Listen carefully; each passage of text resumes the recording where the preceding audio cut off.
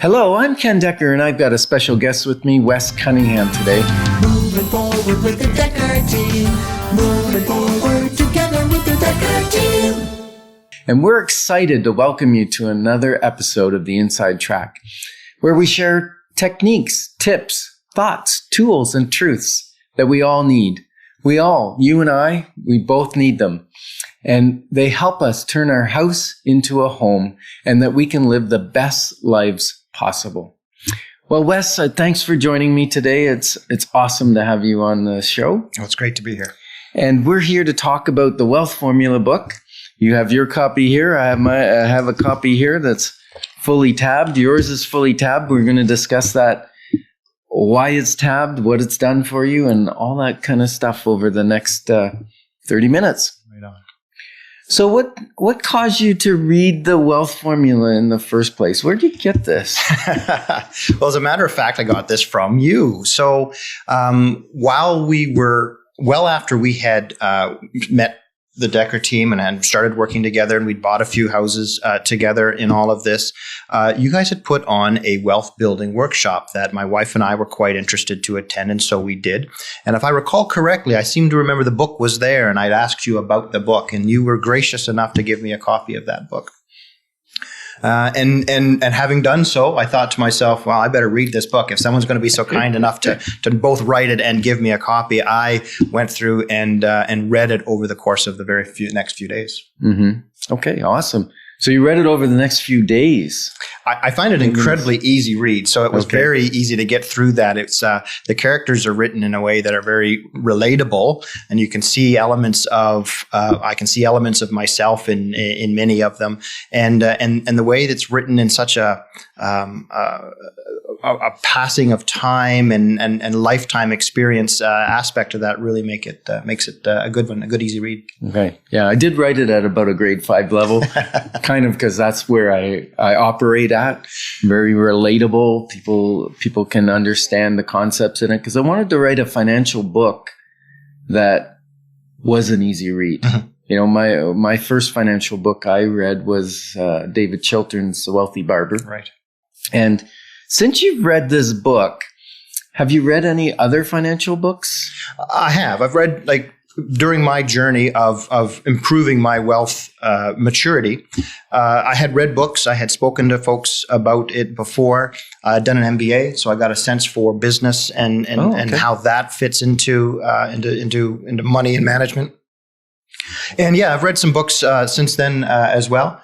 Just all part of the gathering of information to improve my understanding. Mm-hmm. Okay, so let me ask you, what was the best book you've read? And don't let it pressure you that I'm sitting beside you, but because I love to read, I continue to read financial books.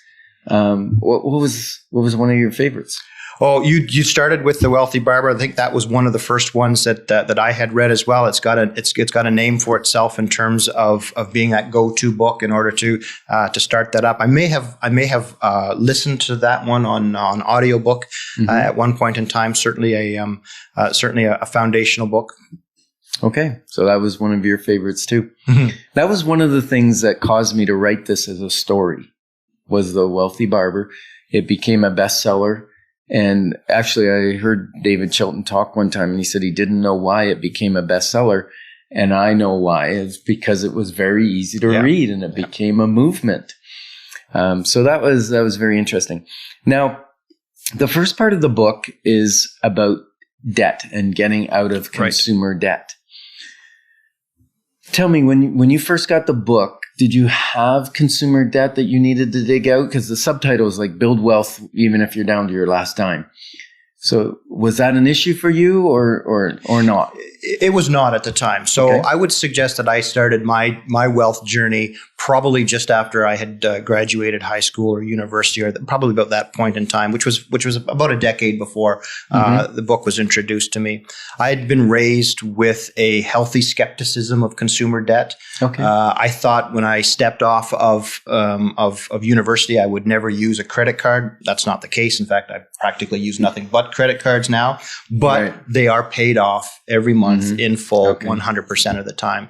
So I think in terms of having had consumer debt, I did buy my first car. I know Zane would be quite upset with me here, but I did buy my first car on credit, but I ended up paying off that loan as a very junior member of my career quite quickly, within about a year and a half of that. So, and after that, we really haven't had consumer debt. Yeah. Okay. Wonderful. Yeah. Zane wouldn't be upset with you because, Zane helps people, and I know him personally. He helps people dig out of the mistakes that got them to where they were. And I was one of those people that, my wife and I bought my first car cash. My second car, we paid, in 1982, 21.75% interest rate on it. Yeah. So, I understand that.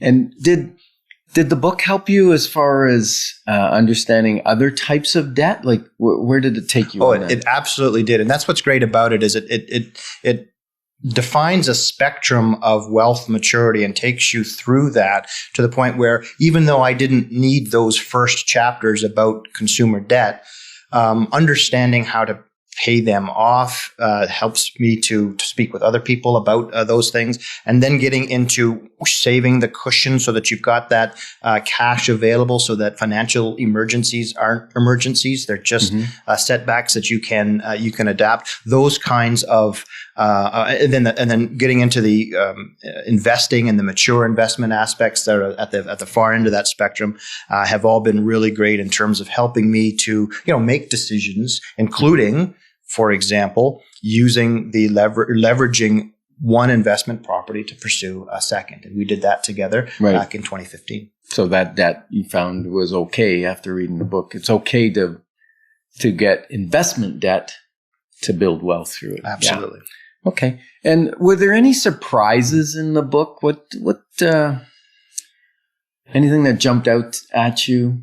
Nothing was striking in the sense that, like I said, I had a foundational understanding of certain elements on that, and so certainly the first part gave me confidence that the decisions that we had made and the lifestyle that we had chose with regards to that was the right way to go. So that a lot of confidence building there. Now I'd probably put myself sort of midway, a little beyond midway on that spectrum of the formula that this discusses.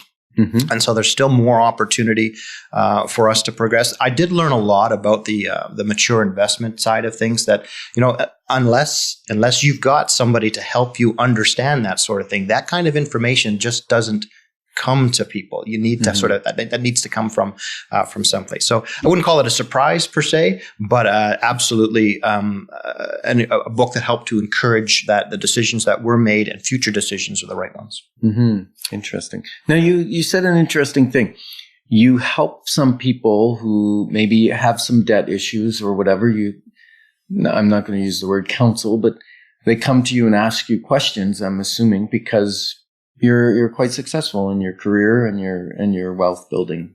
In some cases, more often, it's been a matter of in the job I have, I've got folks that work in my organization that don't come with the same level of wealth maturity, and I've been tasked to some of these folks to help them get out of some of the challenges that Dave and that the folks in the book were working themselves out of. Okay, excellent.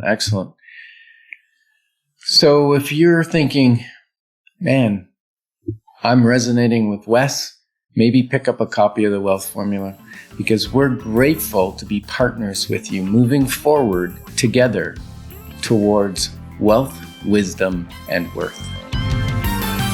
Moving forward with the Dekker Team. Moving forward together with the Dekker Team.